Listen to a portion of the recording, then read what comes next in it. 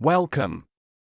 In today's video, we'll explore how to create multiple Gmail accounts without the hassle of phone verification. Having multiple Gmail accounts can help you manage different aspects of your life more efficiently. Let's dive into the benefits. Now, let's walk through the step-by-step process to create a new Gmail account without needing phone verification. It's essential to use alternative email addresses for account recovery in case you forget your password. To enhance your privacy, consider using a VPN or browsing in incognito mode when creating accounts. With multiple accounts, management becomes key.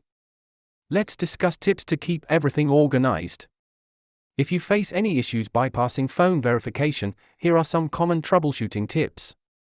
Always remember to follow best practices for securing your multiple accounts. Be aware of Gmail's account limits and terms of service to avoid any issues down the line. That's it. Now you have the tools to maintain multiple Gmail accounts. Happy emailing!